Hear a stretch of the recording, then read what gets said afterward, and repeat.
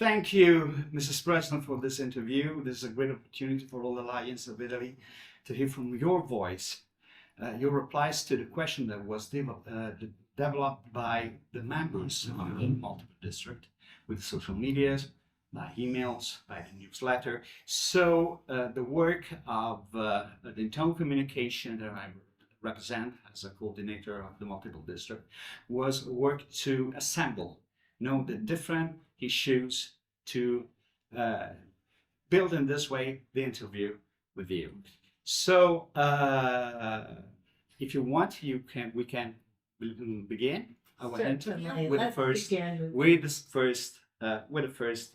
question. So let's start with the theme of this and the coming years, the Mission 1.5 campaign. The goal to be achieved is absolutely important for our growth, but assumes even greater significance in the long term. Without the campaign, how many members could we have in 10 years? Without Mission 1.5 giving us a target for which we are striving to grow our membership, we would repeat history. And for 30 years, our history has been a membership of 1.4 million. We have been caught in some degree of inertia. And so while we continue to add members, of course, each year we lose some members, and nothing has changed. And so Mission 1.5 comes with the impetus to make changes that will contribute to the growth of our volunteer base. Well, the second question is always on the same issue, because staying on the topic of the membership, don't you think that in addition to growing with new members and clubs, it is necessary to work better and more intensely on retention? Reducing the number of members we lose annually could be a multiplier effect of Mission 1.5, couldn't it? So Mission 1.5 has several components to it. It includes growing the members in each club that already is there. It includes retaining members through engaging them in meaningful service, orientation, and education and fellowship. So within existing clubs, we want to grow the membership and retain the membership. Then the third prong is to grow the number of clubs serving in our communities, because certainly our communities continue to grow. Our population continues to grow, and we need more clubs to serve in all those different needs and locations. And then the fourth aspect of Mission 1.5 is also about developing our leadership to lead that service that the volunteers will deliver. And so retention is a key component of Mission 1.5. Well, we continue to stay 1.5, but from a different point of view, because the Youth Counseling Change service works continuously with families that are not lions and young people who are not leaders. Can the U.S. Counseling Change service help LCI in Mission 1.5? How can LCI help this service grow even more? I think it's a great opportunity that is often overlooked. The opportunity for host families to become members of existing clubs is one that we often overlook. Similarly, the parents of young people who are going on youth exchange should certainly be interested in joining our existing clubs. But beyond that, the young people, the young adults who go on youth exchange or attend a youth camp certainly should become Leos or Young Lions. And I think there is a space here for two unique types of clubs as well. One is an alumni club, a club where young people who've gone on youth exchange stay together afterwards and form a new club every year. You can imagine the youth exchange alumni club of 2024 and then 2025 in every district or multiple district. And then in addition, for those who are former youth exchange and youth camp beneficiaries. I want to call them beneficiaries. They're participants, but they benefited. Should we reach out over the last 10 years and contact all those people who benefited from that experience? Surely they would become a specialty club, if only to support the future of youth exchange and youth camps. Oh, this is true because, well, I testify in my district. We have created 4 years ago and a youth exchange club with families that guest, the host families of the guys that comes in our district for the camps. So this is a great experience because the group is very motivated with this activity of the Lions Club. Well, now change a little bit and let's address a question on humanitarian service theme. Lions are doing great work for Ukrainians, especially in the European constitutional area. However, many members don't understand why we operate in a limited manner in the Middle East scenario. Can you explain to our members why it is challenging to operate in the Middle East as well as in other areas with ongoing conflicts? Certainly, and I've had that question before. When we operate in areas of humanitarian crisis, whether because of natural disaster or man-made disasters, one of the keys that we have to consider is the safety of our own volunteers. So first and foremost, we must consider the safety of our own volunteers. You've asked very specifically about the Middle East. And as you know, that is a very volatile area, and we cannot guarantee the safety of volunteers who might go there wishing to help or deliver supplies. However, we have Lions clubs that are in Israel. We have Lions clubs, Palestinian Lions clubs. In both cases, those volunteers are already there. And those volunteers have already each received LCIF grants to help them deliver humanitarian supplies as needed in their regions. So grants have gone to our Palestinian Lions for humanitarian relief. Grants have gone to Israeli Lions for humanitarian relief, because that is our role, to support humanitarian needs. Thank you. Now let's turn to a question related to our international organization. In recent years, there has been significant development in terms of training, as well as the responsibilities officers must fulfill to document their work. Many members perceive this increased administrative commitment as a kind of bureaucratic excess that distract from the engagement in services. Can you better explain the reasons for these changes and how they positively reflect in our activities? So I want to deal with this in two parts. You asked about training and you asked about the administrative reporting. We believe that training is one of our member benefits. Quite often, when Lions have already achieved a role or a position or a title, they perceive that they have arrived there because they are already competent in that area. And that's often the basis for their being elected or appointed to the position, is their competence. But learning the role that we've asked them to newly take on is another level of training and learning. And we would ask all of our Lions and Leos to embrace that opportunity to learn more and to be current with the best practices and the changes that are constantly evolving in our association. So we see training as a member benefit. Now, the accountability, the reporting, the administrative side. First and foremost, we ask Lions to report their service, to report their membership activities, their leadership trainings, so they can take pride in it and so that they can feel that success, and so that we can recognize them for their success. But in addition, The data in that reporting is critical, not only to Lions International or Lions Clubs International Foundation, but also to local Lions if they use it correctly.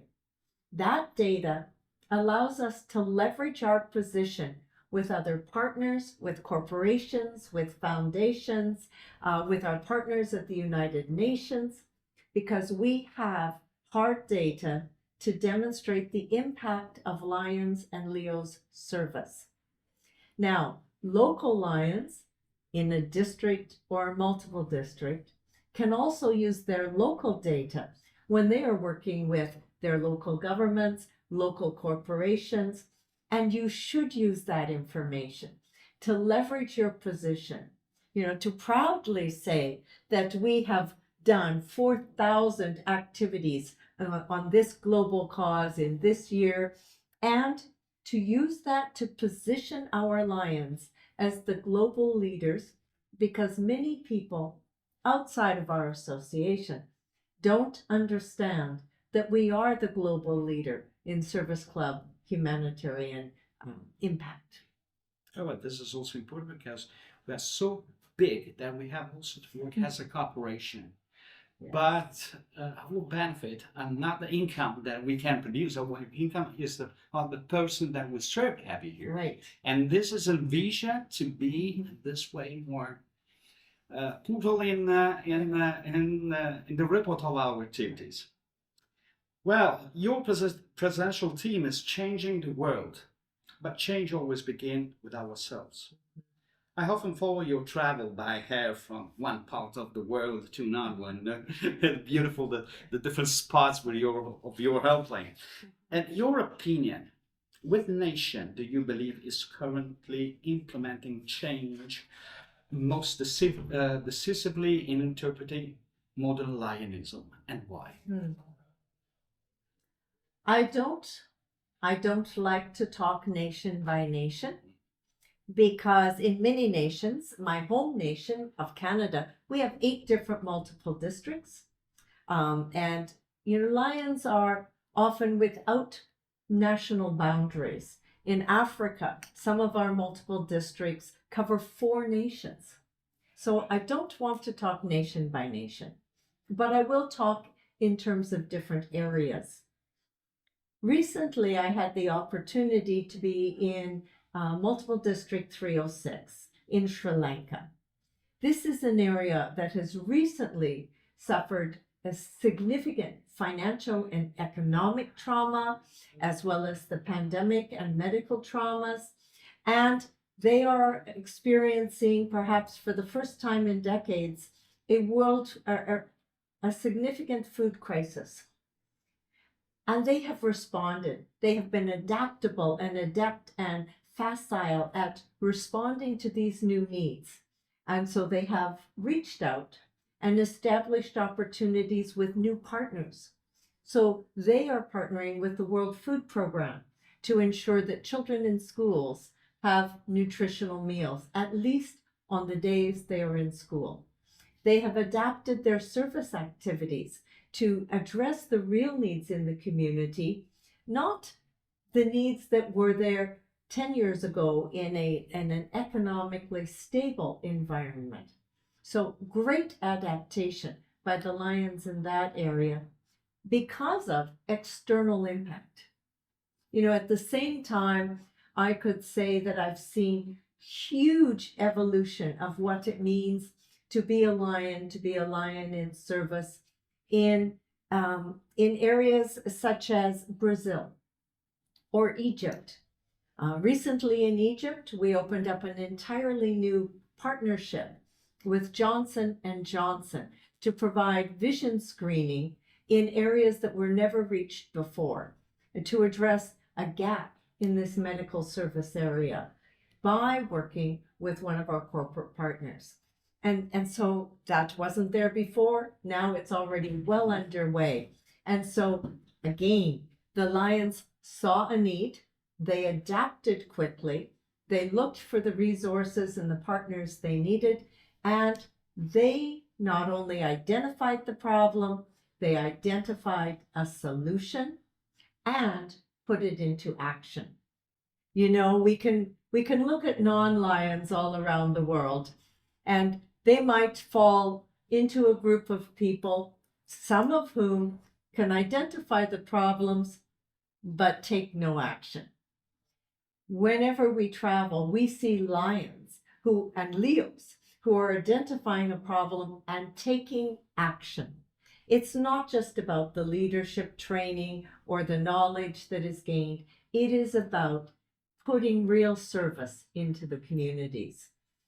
In Brazil, there was an area of need around supporting ophthalmological surgeries, and people were having trouble traveling to the main central hospitals. So the Lions adapted, and they are taking the service to the rural communities. This is a trend from Brazil to Uganda to China to many, many other countries where we have visited, that well-established world-class partnerships with Lions at the core are now able to turn and do outreach service to remote areas. That is one of our greatest adaptive abilities. I completely agree with you also, because my club has received from LCIF a grant to cooperate with a club in Benin to create a maternity in the hospital. This is our third service in the same hospital, and maybe we have to inaugurate next year during your presidency of the LCIF. Let's talk about that often and put it on my calendar. Okay, thank you. Well, now we've come to the last question. Reading your biography, I discovered that you work as a teacher and psychologist was inspired by the need to help your Uncle Henry, who suffered from urine clogs. This has absolutely fueled the spirit of service that led you to become our international leader. But above all, a source of inspiration for many Lions and serving others. Is there a specific service activity that involves you emotionally? And what advice would you like to give to someone who is approaching our association for the first time and wants to find their own emotion in serving others? I think as Leos or Lions, all of us need to follow our passion. Whatever makes us passionate about being a lion, about being a servant leader, that's what we need to follow. And I really hope clubs are open to that not all members want to do vision work, some members want to do environmental work, and so on. And that there is room for diversity. I've been asked questions of this theme before, and what makes me motivated to do any more is not a type of service, it's the inclusivity of service. You mentioned Uncle Eddie, who was deaf. His experience was one of exclusion and isolation. He did not have equal access to the level of education we would want for any of our family members. So whether someone is being excluded or marginalized because of a sensory deficit, or because of their access to opportunities, or because of gender, that to me is an inequality that we have to address. So all of us can make sure that our service, be it for hunger, vision, education, wonderful services at a hospital in Benin, we need to make sure that there is equal access to those services, that people are not being disadvantaged. So that's what gets me motivated, is the defense and the implementation of human rights. And I don't need to say rights for girls, rights for women. All rights are human rights. And until we are inclusive and respect the diversity that we are, then how can we say we are serving a world in need? We need to serve a world in need in order to lift up and empower every individual who has the ability to contribute to society. That's what we need to do. So, what makes me passionate is to do our service with excellence, to do our service without barriers, to make sure our clubs are open and inclusive, and our service is, and that our future will provide opportunities for every individual who wants to contribute to our society. Thank you very much, Mrs. President, for this interview and for your time. I think that everybody will appreciate your voice and also your advice because every alliance need to hear from the voice of the leaders is the speeches, and thank you very much. Thank you so very much I'm for very your happy that time. you're here in Italy. Thank you you again. for your service. May I tell you one other aspect of service I witnessed Oh yeah, sure. a year ago in Paraguay, as a matter of fact? Not that the location matters, because I hope it is replicated around the world. And that is that a specialty club was formed of communicators, radio show hosts, TV hosts, owners of communication companies, editors of magazines, and their service as Lions, as a specialty media club, is to share the good news. In their day-to-day work, they often have to share the negative. And so as Lions, they come together to share the good news that Lions are doing and to publicize upcoming Lion services, events, opportunities for the public. And I wish that here, perhaps in Italy, you would have a member in every district who is part of a specialty club of communicators. I have thought about something about very similar because I've tried to have contact with the YouTubers. Yes. Because the YouTubers are young, they know very well the tools of the communication and internet, and they can create a group of a special kind of communication that can help also all the other clubs in the way that communicate all the things that they do. And so I have to try, but YouTubers, are not so easy because sometimes they are so involved in their job and focus on their activities. But I think that can be a road that we can try to walk in through. Wonderful. Well, thank you very much again. Thank you, Lisa. Thank you. Thank you.